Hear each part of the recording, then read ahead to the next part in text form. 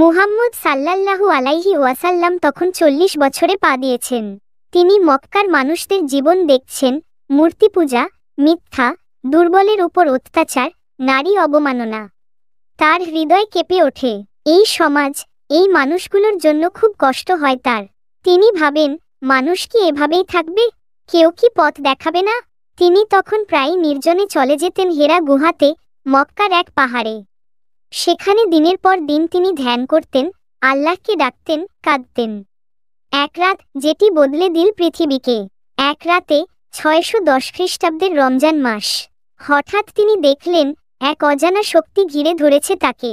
এক উজ্জ্বল, বিশাল আকৃতির এক ফেরেশতা সামনে এসে বললেন, ইকরা, পড়ো। মুহাম্মদ সাল্লাল্লাহু আলাইহি ওয়াসাল্লাম চমকে উঠলেন, আমি তো পড়তে পারি না। ফেরেশতা আবার বললেন, ইকরা, এবং জড়িয়ে ধরলেন। এভাবে ৩ বার। তারপর তিনি বললেন, পড়ো তোমার প্রভুর নামে, যিনি সৃষ্টি করেছেন। মানুষকে এক বিন্দু রক্ত থেকে সৃষ্টি করেছেন। পড়ো, তোমার প্রভু মহান, যিনি কলমের মাধ্যমে জ্ঞান দিয়েছেন, শিক্ষা দিয়েছেন মানুষকে যা সে জানত না। ভয়ের কাঁপনে ভরা সেই প্রত্যাবর্তন। মুহাম্মদ সাল্লাল্লাহু আলাইহি ওয়াসাল্লাম কাঁপতে কাঁপতে গুহা থেকে নেমে এলেন। দ্রুত গেলেন তার স্ত্রীর কাছে এবং বললেন, আমাকে চাদর দিয়ে ঢেকে দাও, আমি ভয় পাচ্ছি। খাদিজা রাজিয়াল্লাহু তাআলা আনহু তাকে সান্ত্বনা দিলেন এবং বললেন, আল্লাহ আপনার ক্ষতি করবেন না। আপনি তো গরিবকে সাহায্য করেন, সত্য বলেন, মেহমানকে সম্মান দেন, অসহায়কে পাশে দাঁড়ান। এরপর তাকে নিয়ে গেলেন এক জ্ঞানী খ্রিস্টান সাধু ওয়ারাকা ইবনে নৌফেল এর কাছে।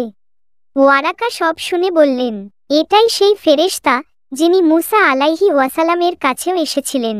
আপনি হচ্ছেন এই উম্মতের নবী, আসল দায়িত্বের শুরু। এই ঘটনার পর ধীরে ধীরে আল্লাহর পক্ষ থেকে ওহী আসতে থাকে। মুহাম্মদ সাল্লাল্লাহু আলাইহি ওয়াসাল্লাম বুঝলেন, এখন থেকে তিনি শুধু একজন মানুষ নন, তিনি হচ্ছেন আল্লাহর রাসূল। তার কাজ হল মানুষকে এক আল্লাহর দিকে ডাকা, মূর্তি পূজা ত্যাগ করতে বলা, সত্য, ইনসাফ আর ভালোবাসার পথে ডাকা। তিনি প্রথমে গোপনে দাওয়াত শুরু করলেন। যারা আগে ইসলাম গ্রহণ করলেন তাদের বলা হয় সাবিকুন আল আওয়ালুন, প্রথম মুসলমান। এদের মধ্যে ছিলেন খাদিজা রাজিয়াল্লাহু তাআলা আনহু, প্রথম মুসলিম নারী। আলী ইবনে আবু তালিব রাজিয়াল্লাহু তাআলা আনহু, প্রথম কিশোর। আবু বকর সিদ্দিক রাজিয়াল্লাহু তাআলা আনহু, প্রথম প্রাপ্তবয়স্ক পুরুষ। যায়েদ ইবনে হারিসা রাজিয়াল্লাহু তাআলা আনহু, রাসূলের পালক পুত্র।